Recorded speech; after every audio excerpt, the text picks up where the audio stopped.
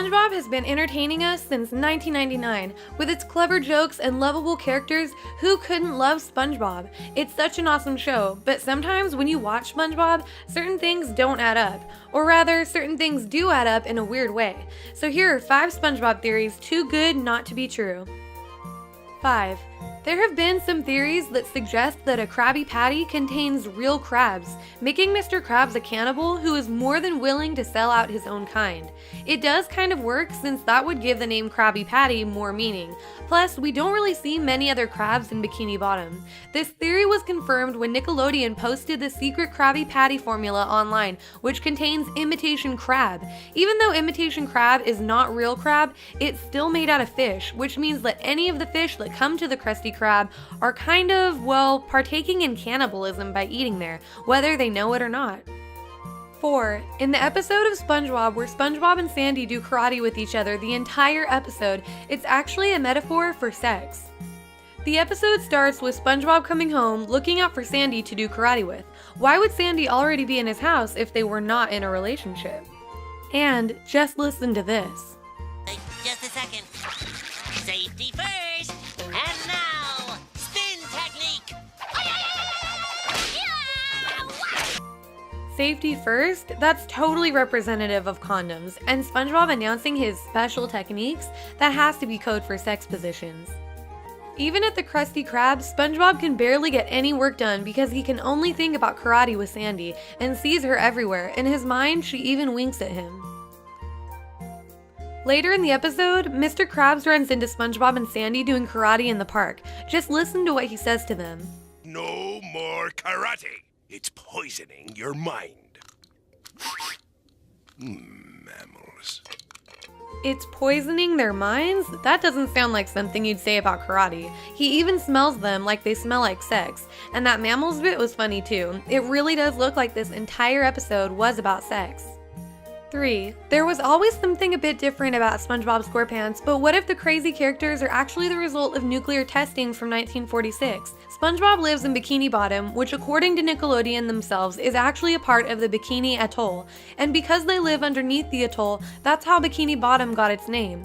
There was actual nuclear testing by the USA at Bikini Atoll way back in 1946, and during the testing, they set off numerous bombs to essentially see what would happen.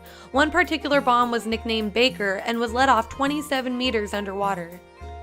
The theory is that the explosion makes SpongeBob's home and explains all the bizarre creatures living in Bikini Bottom with SpongeBob and his friends.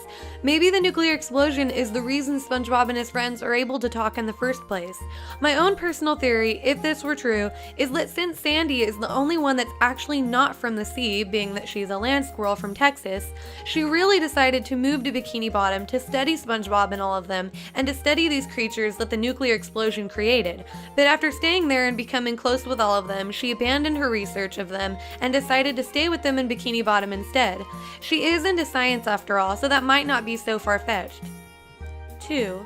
The Welcome to the Chum Bucket episode of SpongeBob is a metaphor for a child going through the divorce of his parents. The theory goes that Mr. Krabs, the dad, loses SpongeBob in a card game custody battle to Plankton, the vindictive ex-wife. Plankton's computer wife, the step-parent, urges him to win him over with gifts. The answer is obvious. To get to the SpongeBob, you must show him compassion and understanding. But SpongeBob rebels and acts like a spoiled brat. In the end, Plankton admits he cheated, which could mean that he lied in court to get custody. This episode really does seem to be a metaphor for divorce, whether the writers had meant for it to be that way or not. 1. In the SpongeBob movie, all of the characters in Bikini Bottom are immortal, or at least pretty close to it. Early on in the movie, SpongeBob assumes he will be receiving the manager position at the Krusty Krab too. One of his reasons for thinking this is because of his wall of 374 consecutive Employee of the Month awards. This means that he's been working at the Krusty Krab for approximately 31 years and 2 months at least, maybe longer, but he's passed over for the management position in favor of Squidward on the grounds that he's just a kid. That's odd that Mr. Krabs would consider someone who has held a job for 3 decades to be just a kid. Also, sea sponges live roughly 20 years, so no matter what, SpongeBob has something special about him that has allowed him to live this long. The fact that no one seems to care that he's almost twice the normal age at which a sponge would die implies that the characters are aware of his immortality.